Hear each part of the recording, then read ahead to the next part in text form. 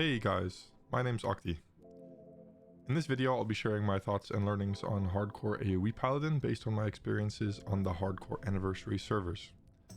I'm making this video because I had a tough time finding a recent, well-structured and thorough guide to this class when I was getting started on it.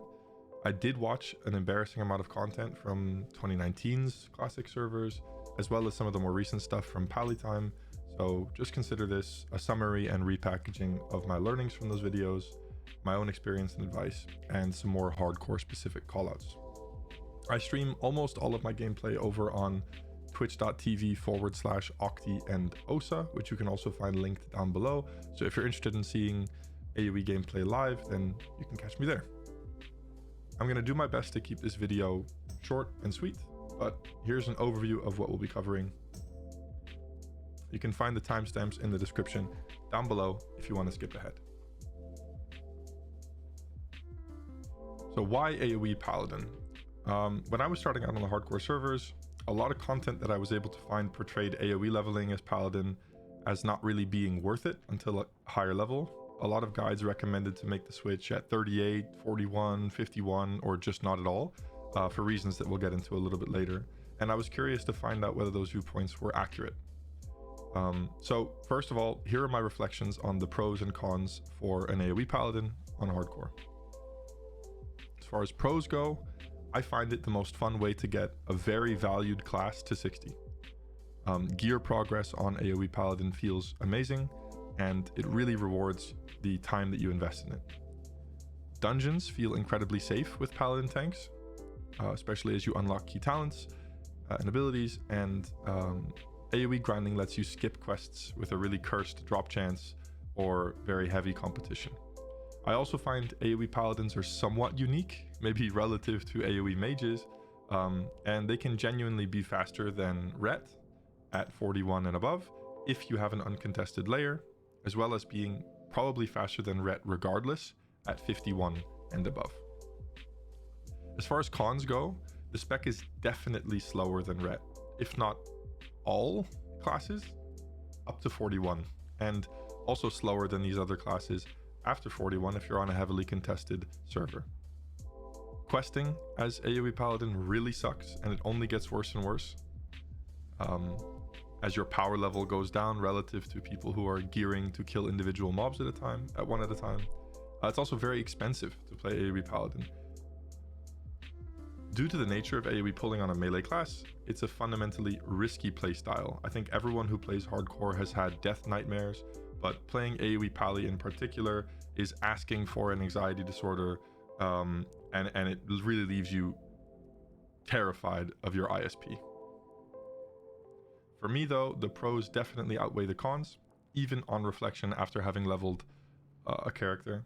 Hardcore is a marathon, not a sprint, and AOE Pally really leans into that, while providing you with genuinely exciting gameplay on a class that's notorious for being an auto attack simulator. Let's go over the core playstyle of AOE Paladin. AOE Pally's kill packs through a mixture of Consecration, Thorns effects, and their melee swings. Meleeing also helps AOE Pallys maintain their HP and mana through seals. The general idea of AOE Pally is to gather a pack, keep that pack in front of you, keep Consecration down at a max rank, down ranking for mana or when you have a shit ton of spell power at level 60, keep auto attacking, ideally on a judged target to regen your HP and mana, maximize your Retribution Aura uptime, and swap to Concentration Aura only when required to heal yourself before swapping back to Retribution Aura. As you get to a higher level and you get more comfortable in the spot that you're grinding, you'll start to pull larger, and then you'll need to lean on the rest of your kit. Tricks like Bubble or Bop Bandage or Aura swapping while you're gathering mobs will become more and more mandatory. AOE Pally has you constantly riding a very thin line, as every pull feels like a race to kill the mobs before you go That might sound obvious, but unlike our mage equivalents, we have 3, 5, 7, 10 mobs on top of us, so bailing out of a bad pull isn't always an option. You're constantly considering your resources, and you're forced to think 2 to 3 GCDs ahead of time, which makes the gameplay highly engaging. I'll go into more detail on these kind of considerations later when we demonstrate some pulls, but here are some questions that I'm asking myself in every single pull. What percentage should I swap auras to heal, considering there's a 4-second delay before that heal actually goes off? Do I need to bubble bandage in this pull to conserve my mana? Can I wait to get another consecration out before I start healing myself? Should I judge and refresh my seal or just refresh my seal?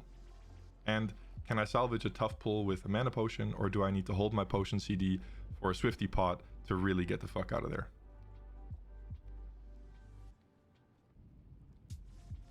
As far as racials go, we have two options in Classic, Dwarf or Human. So my answer here is pretty simple. If you care about min-maxing or you value utility over an aesthetic preference, then you go Dwarf. Stone Skin is a bona fide good racial. It provides you with a small defensive cooldown as well as a free self-dispel for certain effects. Male Dwarf is, however, illegal, and I strongly consider deleting my character every time I log into it. If you have a strong preference for the visuals of Human, then just play Human. Here are the talent options for AOE Pally. For 10 through 20, it's pretty locked. We pick up Divine Intellect to expand our mana pool, Spiritual Focus to avoid spell pushback while healing, and Consecration to kill mobs that are around us. 20 to 25, it's also locked. We go 5 out of 5 Redoubt. It's just much higher value than Diva Aura. And we want to play in Ret Aura anyway. From here, I like to go Guardian's Favor for reduced Bob cooldown, and 3 points float. Precision is always good, avoiding missing with your melee swings. From here, 3 out of 3 shield spec, and then you have a choice. Do you want to do more dungeon focused content? If so, go Improved Righteous Fury. Do you want to do more solo focused content? Go Toughness.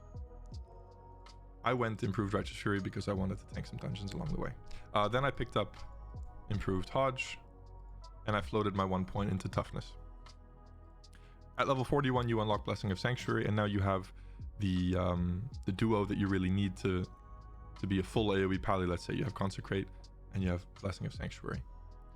So from here, you have a few choices.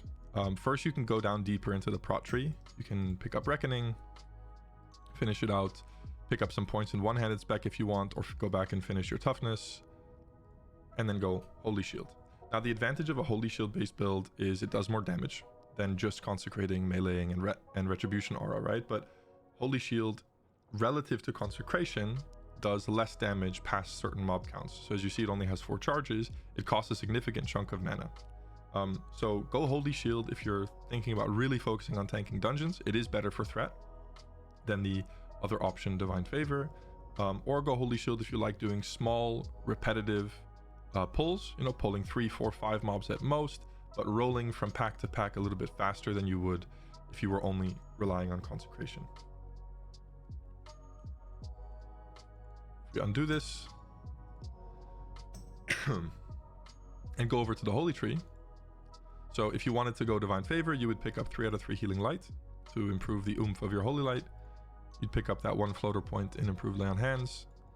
5 out of 5 Illumination, which returns the mana cost of a heal after critting, and then you pick up Divine Favor. Now what this unlocks is sort of like a 2-minute cooldown Lay on Hands on yourself, with a cast time of course. The advantage of this is it allows you to take much larger pulls than a Holy Shield based build, because that max rank Holy Light with regen mana is a huge deal. It allows, for example, at my level, me to cast 2 extra Consecrations with the mana that I saved from that guaranteed crit. It also brings your HP right back up to a healthy amount. So if you like doing big pulls and you like riding that line, swapping to Concentration Aura to heal, and then back to Red Aura, and then back to Concentration Aura to heal, and back to Red Aura, then I would really encourage you to go Divine Favor. It's also obviously better if you plan on ever healing dungeons. Just keep that in mind. This is a better build if you want to flex into a healer spot. Now I'd like to talk about gearing on AOE Pally. So first, a little bit of general guidance. In terms of stat priority, we prefer armor until we start hitting diminishing returns on it. That basically just means don't wear cloth gear with the right stats. Armor is important. Then on hit damage, any source of it is amazing. It's very rare, but if you can find something like a slightly lower level shield that does have an on hit effect versus a higher level shield that just has flat stats or flat armor, we do prefer the on hit. then intellect, followed by stamina, followed in the far distance by strength and agility. So our preference is for raw int, raw stam, armor, and on hit. Some people are probably wondering, what about spell power? In my experience, leveling up to 60, it basically doesn't exist. It starts to become a factor at max level when you start caring about threat more, and as we get access to more pieces of gear that do have spell power. So while leveling, don't worry about it. Just focus on int, stam, and armor.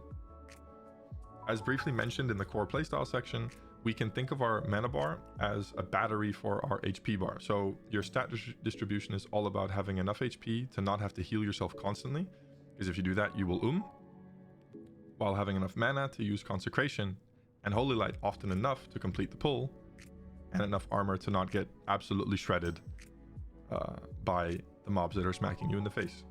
So all in all, that basically means we love of the Eagle gear.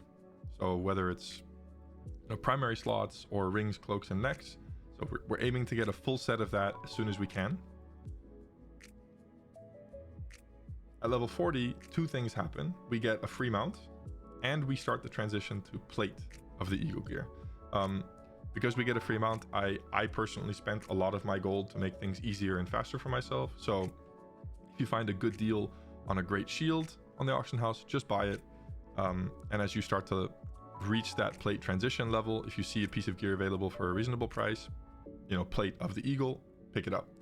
On Soulseeker, which is the European hardcore server, we've had someone buying out every single piece of Eagle plate gear and reposting it for 2 to 3 times the market value since the launch of the server. So that was annoying, but I was still able to snipe a piece here and there. And I also picked up some plate of stamina pieces just to get extra armor. The added armor from transitioning to plate provided a really noticeable bump to my survivability. So in combination with Blessing of Sanctuary at level 41 and up, this is really the time where AOE Pally starts to come online. In summary, don't break the bank to immediately transition to Eagle plate, but as you level into the 30s, start keeping an eye on the auction house for pieces that get posted at a good price, buy them, and keep them safe on a bank alt. Here are some more specifics on some key pieces of gear for AOE Pally. As far as shield progression goes, I started my journey with a Forest Buckler. While leveling, I kept an eye out for Seed Cloud Buckler from Wailing Caverns, Commander's Crest from Shadowfang Keep, and I picked up my first shield that I really put some effort into with Thermaplug Central Core from Nomergon. I started applying my shield spikes at this point. This shield, I think, averaged between 3 and 5% on a 4 to 5 mob pulls at level 32 and above. I transitioned pretty fast out of that item to Green Tower because I got a great deal on it. Green Tower was okay. It started out fairly high on some 5 to 6 mob pulls. Around 3 to 4% of my damage came from the proc, but that was very quickly down to 1% or sub 1% as I got into the mid 40s. Some other shields to keep in mind: the Aegis of the Scarlet Commander from Scarlet Monastery, Black Skull Shield and Troll Protector, which are both BOEs. Gizlock's Hypertech Buckler is excellent from Maradon. It's also, I think, pre-bis for Holy Pally, if I'm not mistaken, so that makes it really worth sniping once you can start safely doing Mara runs. And of course, the gold standard and what we're all aiming for is Skullflame. I was able to buy mine, I think, at level 54 on the dot with a small loan from a guildie. I started saving for it around level 42 once I was farming in earnest, and it is great.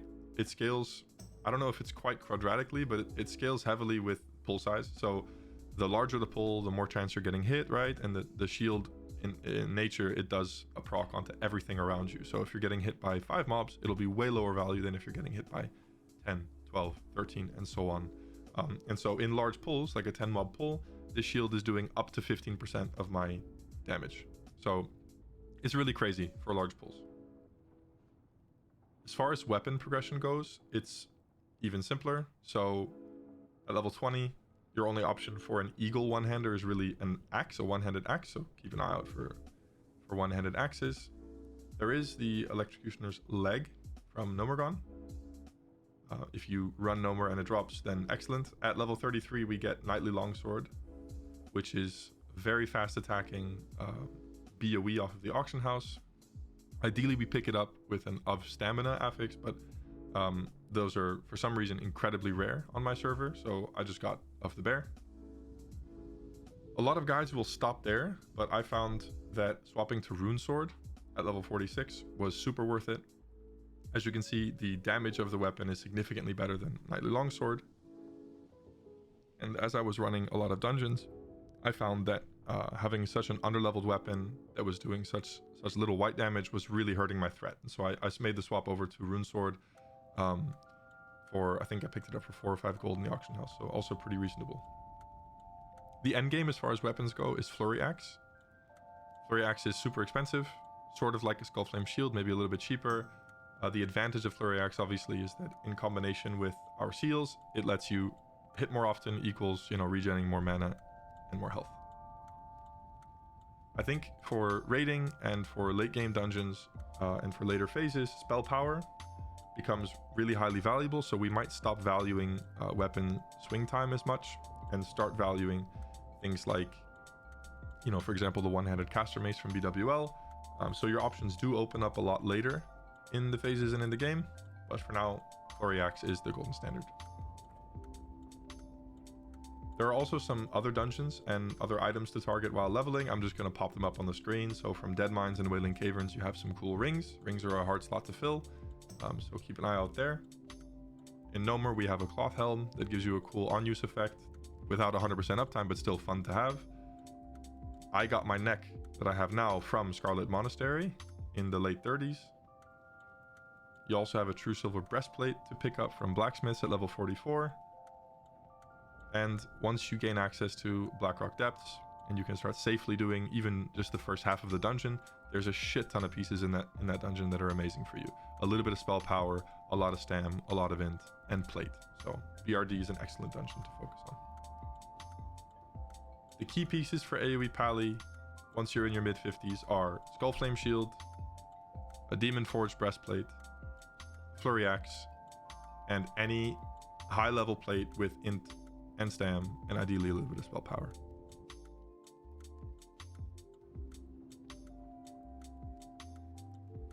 Now let's talk about professions, consumables, and a few other little tidbits.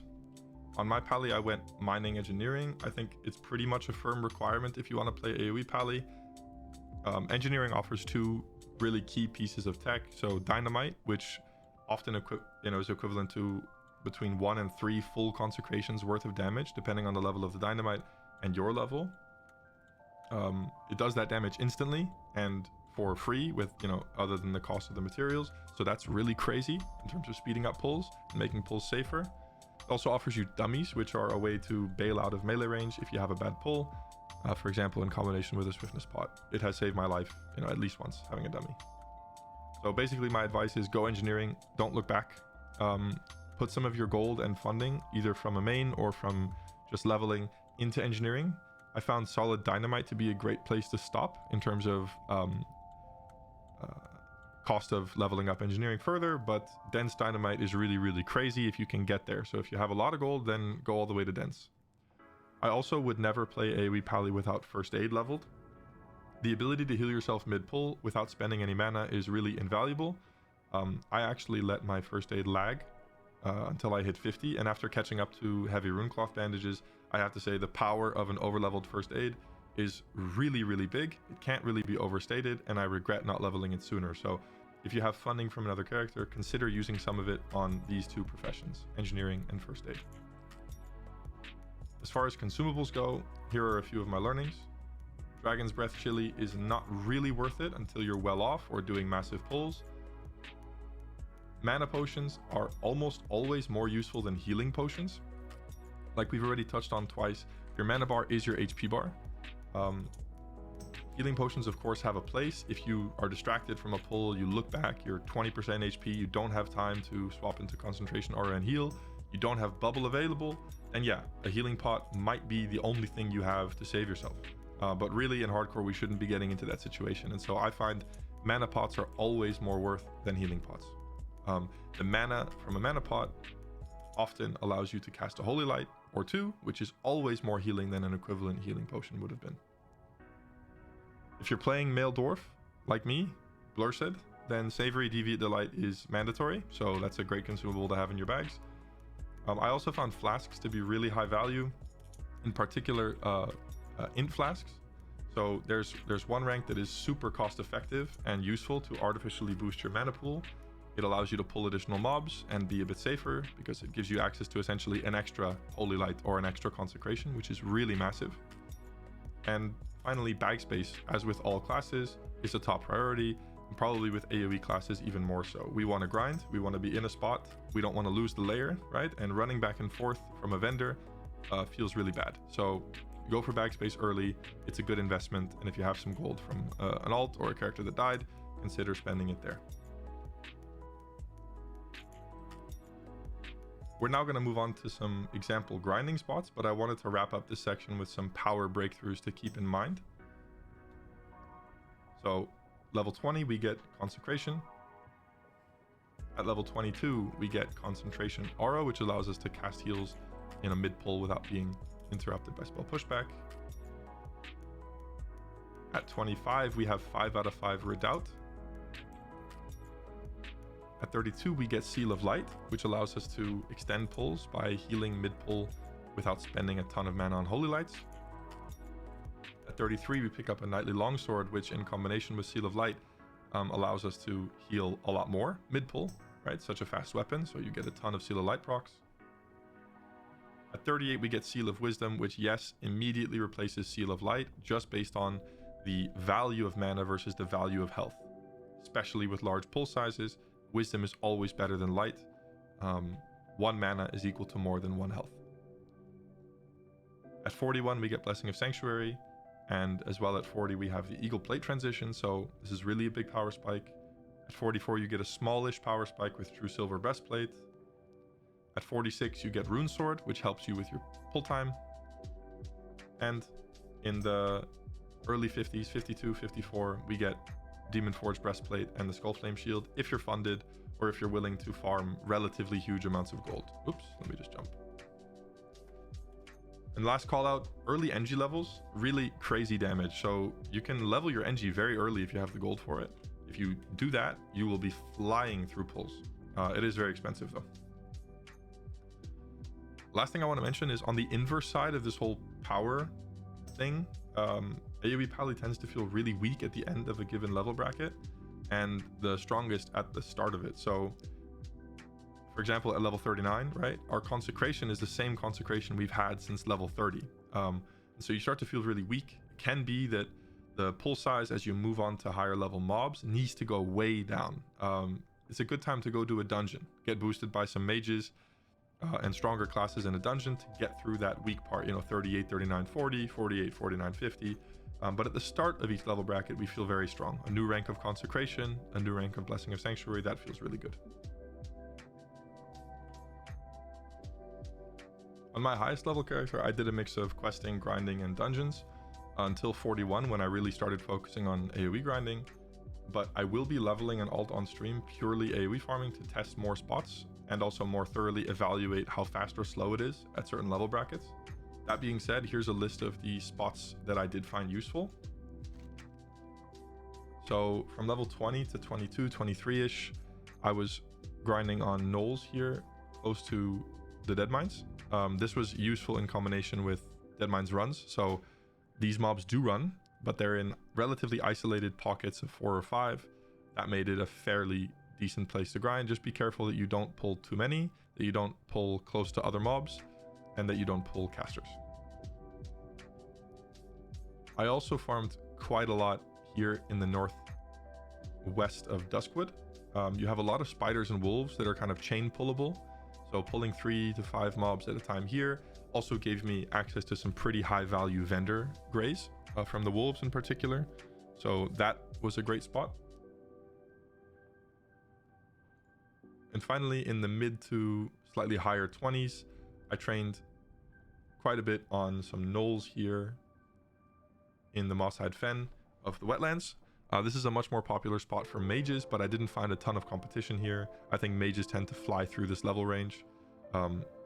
These guys also run, but didn't find it to be too much of an issue, again, because they were pretty isolated packs of mobs.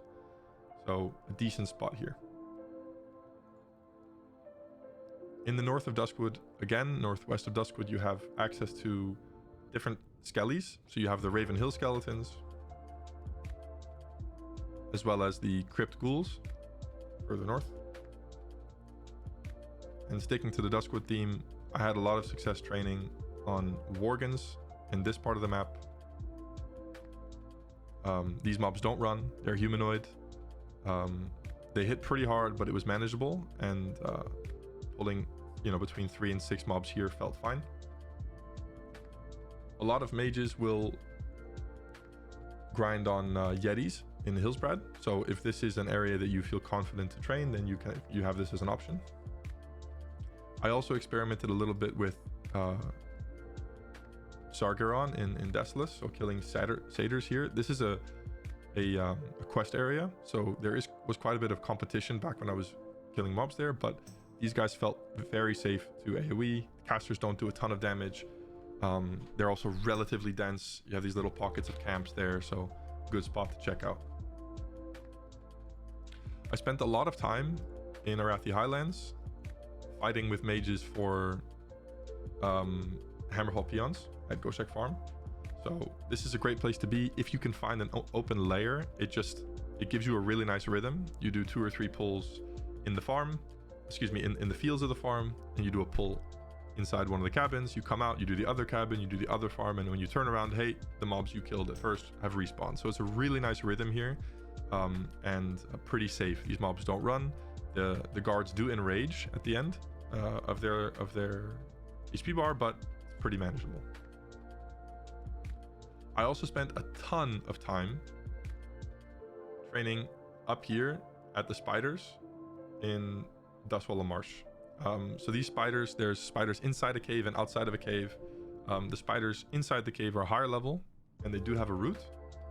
Spiders outside have a poison effect. I found it pretty safe as a pally. You always have freedom as an option to get out. These mobs are easy to gather. They're very dense. There was some competition from people doing quests, but if you find a good layer, then you can really blast some levels here. At level 41, I transitioned to probably the longest grind that I did in Badlands. The first grind I did was killing Earth Elementals. Excuse me. So grinding on Earth Ellies, and then after clearing this area in 2 to 3 pulls, doing some coyote pulls. So there's a large mass of coyotes in this area, and as you pull towards these vulture bones, you do a pull of some vultures. You make your way back to kill Earth Ellies again, and so on and so forth. The advantage of this spot is that there's a vendor very, very, very close by to sell, and as well you have the option to go mail in Loch Madan to your bank alt. At 44, I transitioned from regular Ellies, coyotes, and vultures to greater Earth Ellies. For me, I found that I was able to just alternate between the 2 spots of Earth Ellies. So one here, and then across the Dustbelch Grotto, one here. And when I had a layer to myself, I would clear this area in 2 or 3 pulls, cross over, clear this area in 2 or 3 pulls, cross back, maybe kill an ogre or 2, and clear this area again. So this was really an excellent grind. At level 48, the EXP from the Earth Ellie started really falling off, and I was looking for a new spot, and that brought me to the Hinterlands. Probably the riskiest grind that I did was Skulk Rock. So you have oozes here inside this cave. Excuse me. These oozes are pretty spooky. They hit really hard. They're very high level. I had to reduce my pull count here, but as I leveled up and got some new pieces of gear from running dungeons, I could pull more and more. So I was here from 48 to 50, and then at 50, I went to everyone's favorite spot in Western Plaguelands, Sorrow Hill. I've been here since. So grinding at Sorrow Hill feels amazing for Pally. They're undead. They don't run. You have the option of Holy Wrathing if you have a bunch of mana in Bubble. And it's just an excellent experience training there in general. When you experiment with new spots, you are putting your character at a drastically higher risk. So always consider, do the mobs that you're pulling have a stun or a root? Do they cast? Do they have an interrupt? Do they run or call for help? When you're testing out a new spot, I found it really helpful to just start small. So first check out the mobs on Wowhead or another website. Are there any spells you need to be aware of?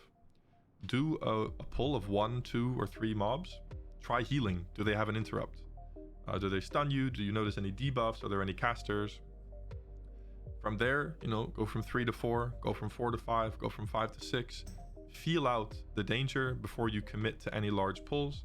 Just take it slow. As a rule of thumb, it can also be good to check how long you would survive if you disconnected by just not interacting with your character, starting a little timer and seeing, okay, with 5 mobs on me, if I DC at 80% HP, am I alive or dead 20 seconds later? If you find with a certain pull count that you're alive, 30, 35 seconds with non-interaction, you're pretty safe from a DC. So that can give you some peace of mind. Just remember, possible pull size is a function of the mobs you're pulling, but most importantly, your level and your gear. So it's pretty much impossible for me to give you a recipe for success as far as how many mobs to pull without controlling for those variables. So that's why I don't say, pull 4 oozes at a time, pull 6. It depends on your gear. So always test your pulls and always build up small. I wanted to also do some sample pulls live and just pull together some of the earlier topics that I mentioned in the core playstyle section. So kind of walk you guys through what I'm thinking mid-pull. As you notice, I have Track Undead enabled. I got dazed on my first pull, or the first melee, so I'm just going to pull more and use a down-ranked consecration. Usually there's a mob over there, there's not, so I'll skip it. I'll judge this mob and continue swinging with the wisdom. You can see the pull count WeakAura there next to the target nameplate. I'll target a new mob so that I'm always swinging, and this I'll call good enough. So this is an 8 mob pull. I gather the mobs and use dynamite. I notice my HP starts to get around 50%, so I'll swap to concentration aura. As soon as the heal finishes, I'll swap back to red aura, and I'll just continue swinging. I see here my seal duration is going down, so I'm going to start thinking about targeting a higher health target. Judging and refreshing my seal. Use a new consecration as soon as my old one ends.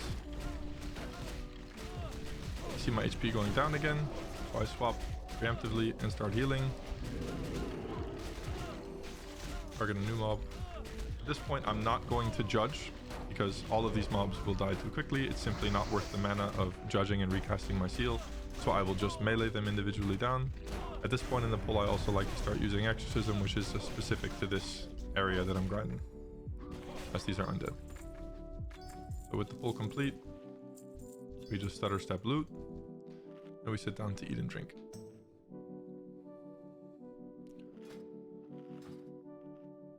It's good to have a look back. How much did your Seal of Wisdom and Judgment of Wisdom regenerate? As you can see, in this example, it was right around 2,500 mana, which if you convert that into HP, is like 4.5 Holy Light casts, which is 6,000 mana, 6,000 HP worth of mana. So that's just massive if you compare that to Seal of Light. So here, I'll set up the next pull, and I'll try not to get dazed on the first auto attack. So I'm jumping away, facing my front. Pull all of these mobs, and I'll use a downranked consecration. I'm strafe jumping away to avoid getting dazed. I have 6 mobs on me. I'm looking for around a 10 mob pull. I'll use another rank 1 consecration. I have 8. Now I have 9. I'll judge. I gather the mobs up, and I'll use a dynamite. Now in this case, I see I don't have divine favor, and I see my HP is going down quite quickly. So in this case, I'm going to make the decision to consecrate, followed by a bubble and bandage. This is another one of the options that we have available. I'll refresh consecrate, and I'll cast a Holy Wrath. I'll rejudge and refresh my seal. Now you see I have divine favor available if I need it. I'm just going to keep an eye on my HP bar and make sure that I'm attacking a relatively high health target. I don't think I need to heal here, but if we wanted to be safe, we would swap over and cast a Holy Light. before swapping back to red aura. Now we stutter step loot. You want to try to end pulls with a relatively equal amount of HP and mana, just to get efficiency out of the fact that you're going to need to sit and drink and eat. So it doesn't make a ton of sense to end a pull with 100% HP but 0% mana. If you could have ended with 30% HP, 30% mana, that would be better for your efficiency, right? Because you're going to be drinking and eating for less long. As you can see, we need to keep an eye on our Blessing of Sanctuary. I'll just remove this to show you the weak aura that I have set up.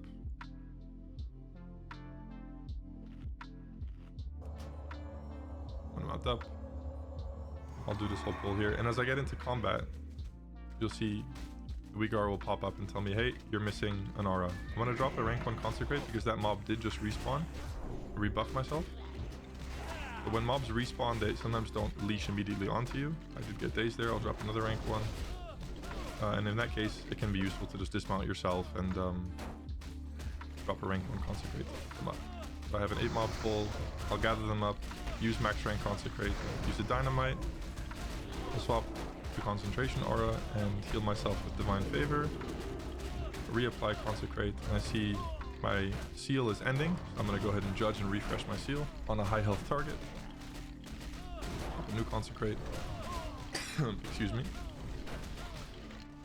Sorry about that. Still coughing a bit from being sick. Drop a new Consecrate. This mob is going to die. I'll just finish it off. And I'll start tap target, exorcisming.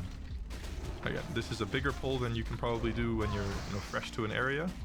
I think when I first arrived here with my gear level and with no Skull Flame, I was doing 6 mob pulls at the absolute most, and those felt pretty spicy. 5 mobs felt safe. And now I'm doing, anywhere from 8 to 12. So yeah, this is the rhythm of the pulls. Basically, you have, cooldowns, you have Bop Bandage, Bubble Bandage, Divine Favor. You always have Lay in the back pocket. I haven't had to pot yet, but you do have pot and Swiftness Potion, as well as dummies available to you. I want to do one more pull and walk through some intricacies that certain areas will demand of you. So these mobs, these slavering ghouls, they have a poison that they apply, which takes for damage. And the issue with that poison is that it obviously will interrupt the first aid. So when you bubble bandage, that doesn't matter because your bubble removes the poison. But if you bop bandage, your bop will not remove the poison. So this is a case where it's a genuine advantage of being a dwarf. So I like to combine Stone Skin with my bop bandage. You do lose the value of the 10% physical damage taken reduction, but the advantage is that your bandage doesn't get interrupted by them reapplying the poison, which does go through your bop. So in this case, we're going to show an extendo pull. I'm just pulling these mobs. Before I jump over the gate, I will put down a rank 1 Consecrate, and I will keep running. So these mobs are now leashed onto me. I'll drop a third rank 1 Consecrate, and now we're going to look to gather up. I'll judge this mob. I'll jump over this gate again. I'm just going to pick up this 6th mob. And because we're pretty high level, we kill mobs too quickly for the respawn timers. I'll gather the mobs. I'll use Dynamite. I'm washing my HP bar. I'm keeping Consecrate down. I'll swap the Concentration Aura early. I'll heal myself. It always crits when I use Divine Favor. You see my mana stays relatively good. You see my seal. I'm going to think about targeting the highest health mob that I can easily get to. I'm going to judge and refresh my seal using a Consecration. And yeah, it's not rocket science, but especially when you're new to an area, it can be risky. That risk is also fun. It really asks you to stay focused, which is really cool. I'll just finish up this pull and then we'll move on to the next section of the video.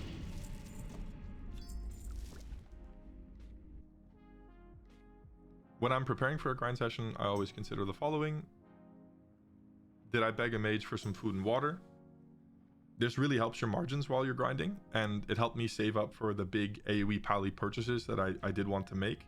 I always leave a tip, but this still saves you literally tens of gold per session when you get to higher level. Food is ridiculously expensive. We go through a shit ton of it playing AOE Pally, so always check with a mage who's online in your city. Hey, can I buy some food? Happy to tip. I also check, do I have enough dynamite? I generally go through a stack or two in a session on an uncontested layer. Can be more. I also check, do I have enough potions, specifically mana potions? Am I repaired? And finally, because I'm a huge bitch, I check, did I mail my gold and my excess consumables to my bank alt? And did I maximize my bag space? The last thing I wanted to cover are some useful add-ons and weak auras that I found helpful while leveling. You can find these also in the description down below. So I have an aura for pull count. Shows how many mobs are on me. I have an aura that shows when I'm missing a blessing. I have an aura that shows my seal. I have an aura that shows my EXP per hour. I use ThreatPlates, which is an add-on mostly relevant for dungeons. I use LeatrixPlus for its variety of interface and system interactions. I use Baganator instead of Bagnon. And I use UnitScan. Recently, I also started using some in-game settings to make the names of everyone really big, as you can see on the screen. You can see those guard names in the far distance. I got that from Gingy. Shout out to his stream, of course. It's very useful for AoE grinding. Well, all of that being said, this video ended up not short, but hopefully the structure makes it easy to follow. I hope you were able to click around and get some value from it, whatever you were curious about. As I mentioned at the start of the video, you can find me live at twitch.tv/Octi and Osa with any of your questions or just to hang out. I would like to do another video showing maybe a live commentary on a dungeon to show how to handle threat. And like I said, I will be leveling another AoE Paladin, purely AoE leveling. So if you want to catch that journey, again, tune in live on Twitch. Thanks for watching this video. Hopefully it was helpful.